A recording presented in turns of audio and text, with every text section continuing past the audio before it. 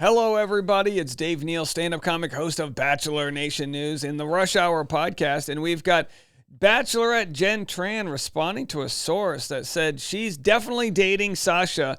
Her response was kind of like, hey, don't always believe what you read, but also, whatever. So do we think she's dating Sasha? Yeah, absolutely. Is it a tired story?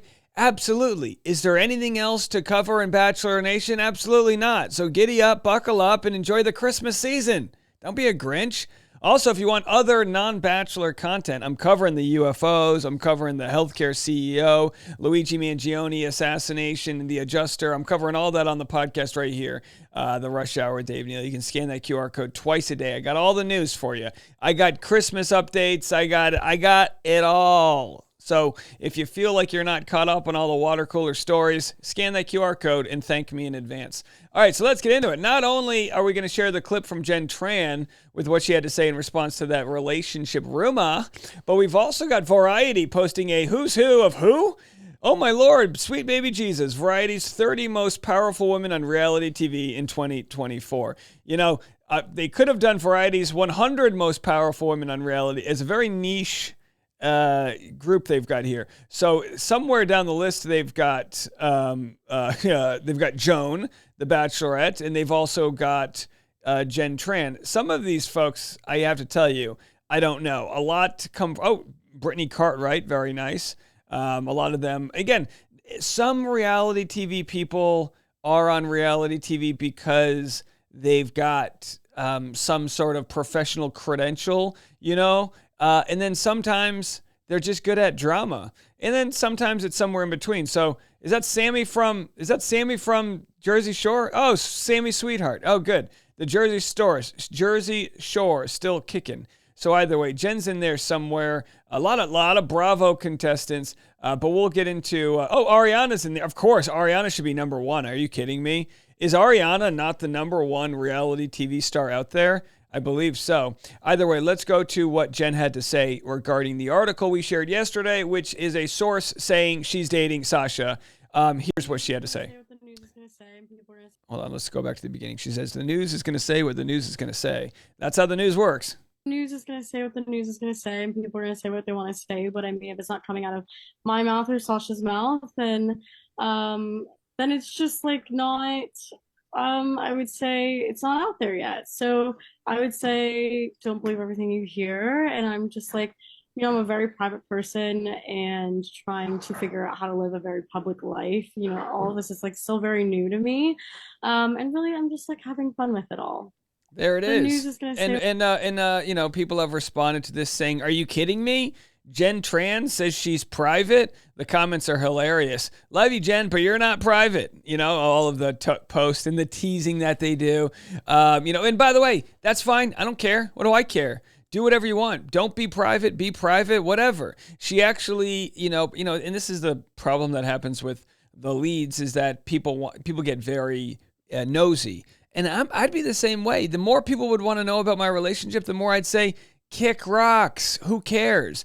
But there is a currency that comes along with Jenn Tran and all Bachelor Nation people discussing their love life. People watch the show because, no offense to you, my audience, we're voyeuristic with love. We want to know the ins and outs. Oh my gosh, what happened? We love a good love. We love love. We love breakups. We love mess, right? That's how we are. And, it's very brave of us to admit it. So anyhow, people are getting nosy and wondering, well, what about her PA school? Didn't she want to go to PA school? She finally answered. And by the way, my whole opinion on this, which I'm sure people don't like, is don't go back to PA school unless your heart is set on it because you've got all these other opportunities. Now, if your heart's set on it, have at it. Do whatever the hell you want to do. But don't do it for other people is my point. Have a listen. Morning. I really wanted to do a little aloe haul today. Hold on. That's her aloe haul. Hold on. We'll get to the aloe haul. We need the aloe haul. I'm wearing my aloe shirt. So we'll get into the aloe haul. But first, here's the answer to PA school update, which everybody wants to know. Oh, look at this. In partnership with Stepful. So she gets an ad deal out of it. Fine, I'll answer the question that everybody is asking me, and it's, when are you going back to PA school? Are you going back to PA school? And the answer to it is, duh. Are you guys crazy? Of course I'm going back to school. I love a good duh. Oh, duh. I'm so passionate about medicine, and it's something that I see myself doing for the rest of my life. And I will be going back to school in the new year. And as someone who is in the medical field, I know how important it is to get clinical hours, especially when you're applying to these hard master's programs. I came across this platform called Stepful, and I wish I had it back when I was looking for jobs. What Stepful is a flexible yet very comprehensive online training for you to become a medical assistant. And becoming a medical assistant is one of the best ways to get clinical hours. It also allows you to dip your foot in the clinical setting and see if it's even for you, because I think we all have this idea. All right, so she gets into the sponsorship or whatever, but hey, she's going back. She's going back, folks. Stop asking her. And you know what? If she doesn't go back, who cares, right? Do whatever the hell you want. Look, there's UFOs floating all throughout the skies. Who the hell cares, right? Just stock up on your canned goods and hunker down this holiday season. So there it is from Variety's 30 most powerful women. And look, I'm not here to knock. And by the way, let's just see if we can search Jenn Tran here, because, oh, there she is. I'm not here to knock any of these reality TV stars, but like their impact on 2024, it's like, calm down, Chriselle. You're selling mansions on a TV show. You know what I mean? Anyhow, not trying to knock it. So here it is. In January, Jenn Tran was the breakout star of season 28 of The Bachelor. Then she became the Bachelorette. Well, first of all, and again, no, with all due respect, I wouldn't say she was the breakout star of season 28 of The Bachelor. I think that was Maria. I'm sorry. What are we doing here? I'm not going to rewrite history. God bless Jen. It's not her fault. She's not in charge of the edit. She became but because that would be like saying Katie Thurston was the breakout star of Matt James' season. You'd go, no, she wasn't. So don't think this isn't a knock on Jenn Tran. It's like, Katie wasn't the star. She was, yeah, I mean, sure, she had good edits and had moments, but it's like the star of Matt James' season was Rachel Kirkconnell. The star of, wait, I don't even know whose season she was on. Whose season was? Joey's season was Kelsey, right? Was it Joey's? Who cares? She became the Bachelorette and was briefly engaged. Oh, boys, after a very public split on After the Final Rose. She flew to New York and joined Dancing with the Stars, becoming a season 33 fan favorite. Now, look, would I say that Jenn Tran should be in the top 30 reality TV women of 2024? Yes, absolutely. Are you kidding me? She was the star of one of the biggest reality shows out there. Absolutely. And I think the story, though, like if I was her PR person, the story is how she continues to be plucked into a position and dominates it, right? She got Bachelorette like super last minute. Dancing with the Stars, super last minute. So like her sort of like the sort of vibe is the go with the flow vibe, which is interesting because I see PA school as the exact opposite. Like you're stuck working in a specific place. And again, I'm sure it provides a lot of value. There's a lot of PA people that are going to boycott me now. It's got nothing. It could literally be anything. It could be engineer school. It could be being a teacher. It's just like those corporate jobs are the exact opposite of someone who's an influencer. An influencer gets such a bad name. Trust me, I don't know if you guys know this, but I filed a bar complaint this year against a lawyer who was threatening to make me go homeless. It was a whole thing, right? If you didn't follow it, it was a whole thing. But what I learned was in the bar complaint, the lawyers who are in control of the bar, which is like the tribunal that controls the ethics of the lawyer community, they actually sided with the lawyer and not me because I'm like a YouTuber. And there's this idea that we're all like, hey fam, smash the like button. And it's like, please hit the like button an odd number of times, but that's not the point. The point is that we have a way of looking at entrepreneurship in the digital world and adding shame to it. So like we have, so Michelle's not going to go back to teaching. Who the hell cares what Michelle does? How she's got to, cash her checks, whatever. Who cares? And I feel the same way with Jen. But like I said, if she wants to go back to PA school, I could care. I couldn't care less. And if she decides to just sell like ginger snaps on her, whatever, do what you want to do. Will it be easy for her to do both? I don't know. I mean, trust me, like making content is really hard when it's not your full-time job. I was working a minimum wage side job trying to edit stand-up clips and write screenplays during my lunch breaks. It's really challenging to do both. But, you know, when you're and by the way, how many bachelorettes go back to a job where you work for somebody else? I mean, Katie, no. Michelle Young, no. And you can say, well, they're working for their brands, sure, but I'm talking about corporate jobs. Jenn Tran so far, no. Becca Kufrin, no. How far back do you have to go? There are Bachelor contestants like the Cat Izzos and those that work for, I don't know, Botox companies or wherever the hell they work. Those are real jobs. Those jobs count. So I don't know.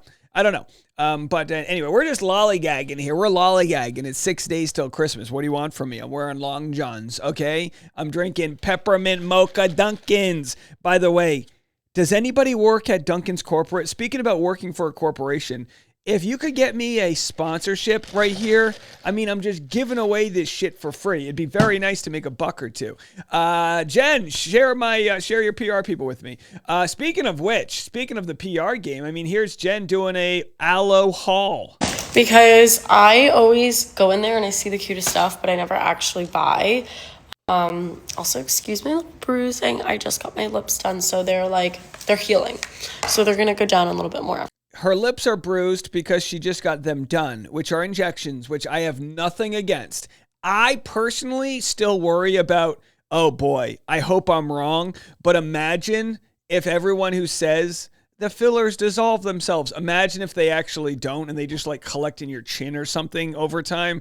Wouldn't that be horrible? It's not that I don't trust medicine. I just don't fully believe that it's healthy when we put foreign things in our body. But hey, do whatever you want, you know, but just if you start to feel like, you know, there's some issue going on, hey, pain before beauty or beauty before pain. How does it work? But, okay. First, I saw the cutest little set and I had to get it, so it came Love it. This. I initially really wanted it in red, but they didn't have it in my size, which made me really sad, but I might go back. Aloe is such a great company. I'm wearing Aloe right now. I've got this like waffle cut light sweatshirt. Listen, is it worth the price? No, this is $120. It's But then again, I've worn this. I bought a Puma sweatshirt from Costco. And, you know, Puma, what is it and I don't know, it's an okay brand. But I'm telling you right now, I've only had it for 6 months and it's like the fabric's already gone. I've had this for 4 years and it feels great. So is it worth the price? I don't know. But do I love Aloe? I love the vibe of the place. They make you feel sexy. But it starts with this and then it has these little pants, which I'm literally, oh no, this is the shawl first. Slay. The shawl that goes around it. So cute. That is a cute shawl. Jen, that shawl is so cute. And then these pants, which might be too long, and I think I'm gonna have to cut, but that's okay. And this is what's great about being famous like she is. I mean, famous in the hey, Variety's top 30, right? She gets to go into an aloe, and then they just give you stuff. I've seen this with my wife where they'll just give my wife stuff to put on. And I'm like, they just gave you $900 worth of cologne.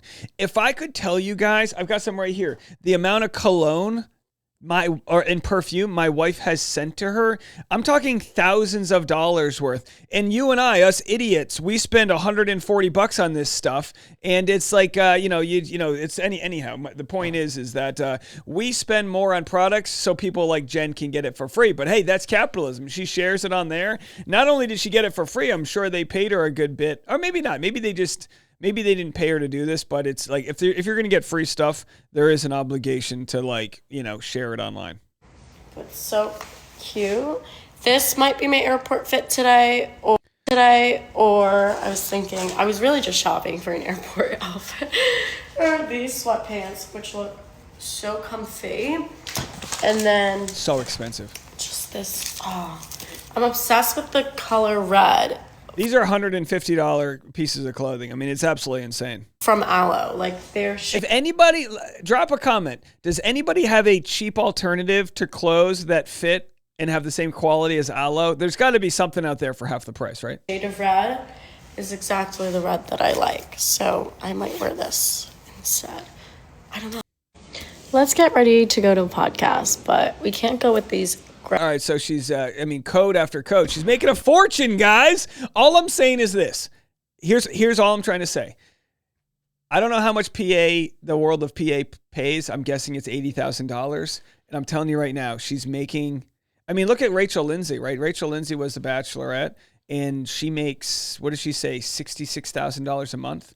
And that is years after being on the show. She probably made more at some time. So all I'm trying to say is, like, do what you want to do, make your money, but it's got to be tough to be working 35 to 45, 55 hours a week, in a job that's thankless when you can be putting your, press on nails on and making a fortune. All right. Hey, that's just Grinch Dave here, anti-corporation. What do I know? I know you all love your jobs. Talk to me when you get laid off due to automation. I'm just telling you, pursue the things you love. Okay, that's it for me. If you want, follow the podcast. I actually give a lot of tips on growing your own business. I think I do in the world of content creation. I'm not great at what I do, but someone who hasn't been bestowed 6 figures worth of audience members, I think we've done okay building a life of our own. Hello, I've got Christmas tree lights in the back there, looking pretty good, right? I have a custom-made gavel. I must be doing something right. So you can follow the podcast for tips on, getting out of your own way and pursuing life and love. Okay, that's it for me. Bye.